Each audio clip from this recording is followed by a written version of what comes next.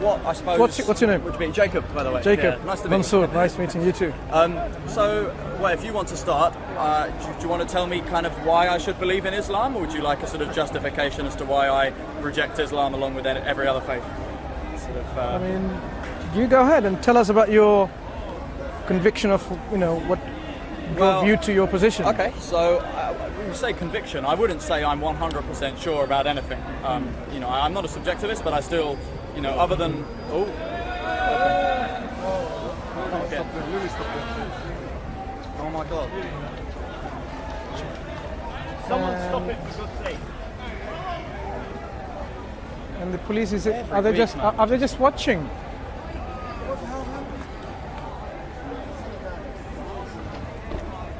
Two adults behaving like children. Yeah. Hmm? Sorry. Are you going to edit the bits with the... all right. So, Well, that doesn't happen routinely in the park. Yeah. But it seems to be sometimes these things get escalated.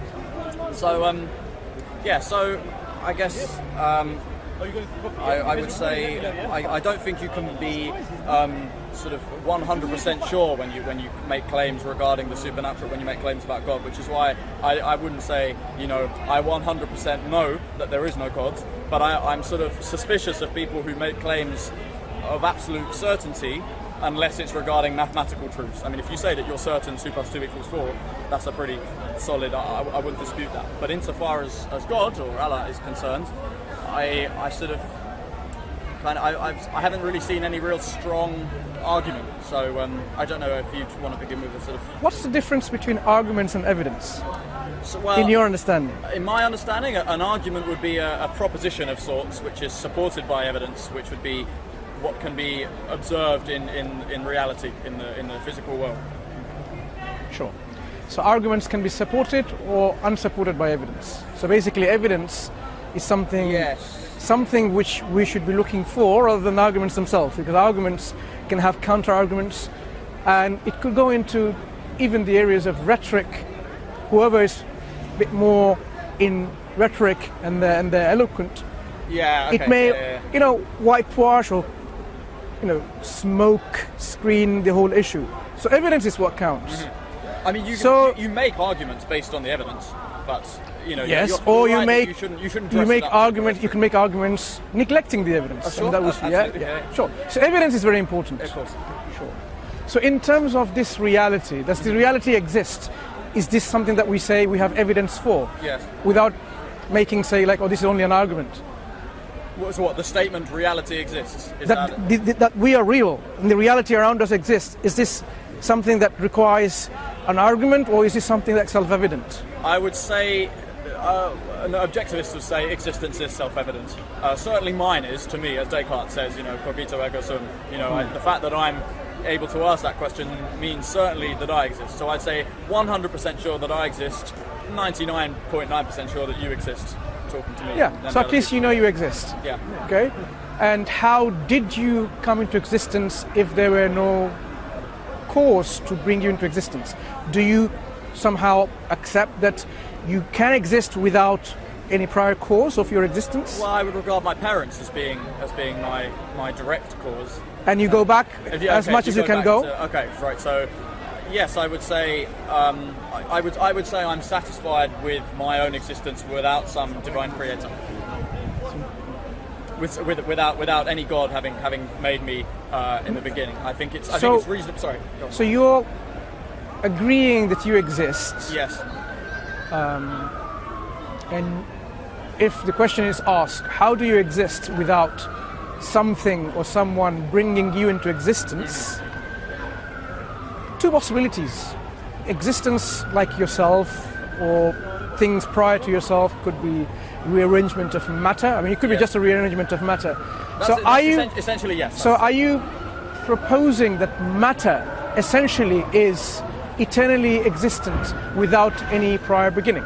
Not necessarily. Or all of these things which we call reality had a beginning of existence which required a cause which brought it into existence? I would go a bit radical and say neither of those. So Immanuel Kant said, he identified that they were the two options that you could have. Either, never mind me, but say existence, say the universe. Either the universe is eternal and has always existed and gone back in time. I don't say that because that seems sort of unlikely, but he says the other option is that the universe began to exist to the point that we might call the Big Bang. But he says that that's equally absurd, because if that is true, then there was an infinite time before even the universe began. And so he says how both of these are equally absurd and we can't know which is true.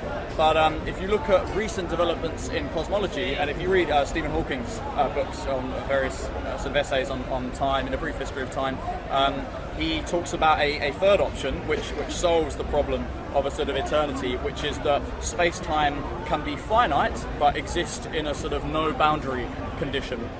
I don't know if you want me to elaborate on that more. If you want to. So he says essentially we're still looking for a kind of unified theory of both quantum mechanics and also the theory of gravity, because so far gravity and the quantum field of physical study have been quite hard to reconcile. But he says that although we haven't got a unified quantum theory of gravity just at the moment, he says we can be sure of some elements which that theory has to have. And he says one of them is Richard Feynman's proposal for a sum of histories of particles, and he says the other one has to be Einstein's idea of a sort of curved space-time. And when you bring those two together, which cosmologists, Feynman and Hawking and people he's written books with are pretty sure about, it would look like a curved Euclidean, which means four-dimensional space-time, in which there is no distinction between space and time, exist. And he says, and if you apply that, then if you use you add the numbers up in imaginary time, you are able to get a sort of space-time which is not infinite. It is finite, but it's in the same way that the Earth doesn't really have a boundary. The Earth is finite, but there's no boundary. If you're going around the globe, you will just keep going round. So it's a very difficult concept to understand, and I appreciate I can't really do it justice here. May I ask a question? Can I ask a question? I'm kind of agnostic. I'm not really sure whether there's God or not. Sure. But I do find what they call the Kalam cosmological argument quite reasonable. So which Kalam cosmological argument? Okay. Well, let me give my. Is it William Lane Craig's form of let me just give my simplistic understanding. I mean, basically the idea that everything has a cause, as far as we know. And if you keep taking that cause back, you'll just go on ad infinitum, and therefore it seems reasonable to leave it there. Speculate that there may be a supernatural force that started it. Yeah, you can speculate that. Call it God if you want. Yeah. I mean, I'm not closed to the possibility. I'm not saying that is true, but I'm not denying it either. I mean, it seems to be a reasonable possibility. I'm not denying that it's 0% likely. I'm saying it just seems to be. Do you mind if I get my notes out on Kalam? I've got the Kalam document here. Sorry. No, it's fine. Please. Is that all right? Interrupt me if any time. No. Just carry on. So I've got the Kalam here. So premise one: everything that begins to exist has a cause. Number two: the universe began to exist. Conclusion is the universe has a cause. So I've got several problems with this argument, because for one, you can't really say that everything that begins to exist does have a cause, because we don't know that, because really the only thing that you could say has begun to exist would be the universe itself. So you're really only saying, the universe began to exist, therefore the universe has a cause. So it's not really... But there's a causational series of events, isn't there? Yes. From that... Well, yes there is, but...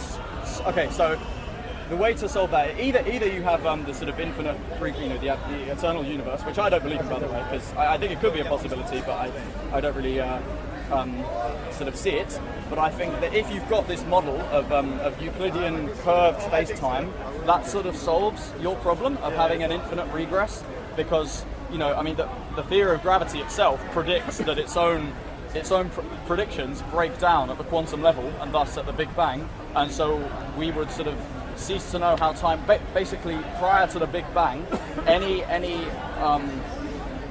any occurrences before the Big Bang would essentially be meaningless, and you wouldn't be able to predict what came after the Big Bang because there was such a breakdown of the theory of relativity. That's not a great way to explain it. Can I give you my sort of reverse cosmological argument? So I have to confess this is not mine. But so premise one: nothing which exists can cause something non-existent to begin existing. So I can't, me who exists, I can't just bring in a rabbit from a hat into the world unless it's, you know... Can you repeat that again? Start with something. Yeah, so... Repeat that again. Nothing which exists, such as me, can cause something non-existent to begin existing. Yes, but that's something that exists in this physical material world. Sorry? That's something that exists in this physical material world. What the about rabbit? Yes, what about something that exists outside of this world? Well, can you bring something in from outside the world into this world? Not within the parameters of the physical world as we know. But in the cosmos, you're saying it's possible. Perhaps outside of the cosmos. But on another deeper level, with what you've said, do you agree that the universe has got consciousness? Has got consciousness. I had this discussion with Sid a couple of weeks ago. Does the universe have consciousness? Yeah. Insofar as we have consciousness and we're part of the universe, yes. Insofar as, unconscious objects, no, of course they don't have consciousness. By definition, the fence does not have consciousness, and that's part of the universe as well. So, does consciousness exist in the universe? Yes. But And what do you think is the source of consciousness? what is the source of consciousness? I don't know. But don't you think it's a very important question? It is an important question, but I don't think you're any more justified in saying that it's God than I think it's quite reasonable to say we're not too sure. I think you could certainly say consciousness is an emergent property. I mean, we know that that living organisms were originated from non-living organisms. Even if you reject that the Miller-Urey experiment proved that it happened on Earth, we still know that abiogenesis is possible.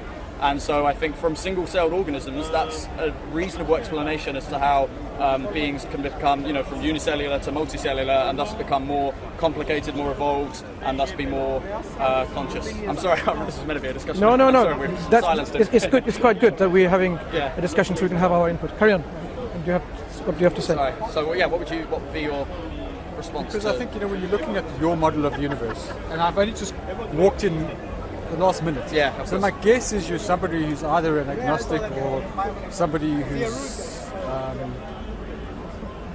not ultra-religious, obviously. I'm not altruist. And then you're obviously not religious. Oh, I'm not religious. No. So Yes. the thrust of your argument was physicality, and you're basically arguing against the existence of the God. Yes. And the comeback, there are all sorts of arguments that people can throw at you. Yeah, But the yeah. one that I think is the most difficult for you to hurdle over is consciousness. It's the fact Okay, that right. you are now conscious. Because, yeah. if the universe just existed as it is, that's quite amazing. But if the universe exists with consciousness, that's even more extraordinary. It is. Yeah. What is consciousness exactly? I mean, I'm not trying to be funny. No, it's a I great actually question. genuinely want to know. What It's a exactly- spectacular question. I agree. It's not so easy to define. So we think about. I could throw it back at you and say, who's asked the question? Right? Who has actually asked that question? Me. And who are you when you say me? Is it your mind, or is there something else there? My mind, I guess. I mean, I don't know. I mean, I don't know whether you've read any of Yuval Harari's books. Yes, I have. Yeah. I think he talked about consciousness briefly, and he was saying that, I mean, there are various views, and one of the views is that it's just a lot of neurons firing off and giving this, if you like, an illusion of something, I'm not inclined to subscribe to that thesis. Sorry? I'm not inclined to agree with Yuval Harari. But I'm he not puts saying it I down- agree And either. I imagine you're very much on the same page as Yuval Harari. Is he arguing against free will? No, it's not against free will. It's basically saying there's no such thing as consciousness. It's just your mind is a very, no. very complex thing. No, I think your brain consciousness exists. is an incredibly complicated thing. He thinks consciousness doesn't exist, though, does he? I Only think that within was your one mind. of the views that he was giving. I don't necessarily agree with him either. Yeah. But I don't know. I just don't know.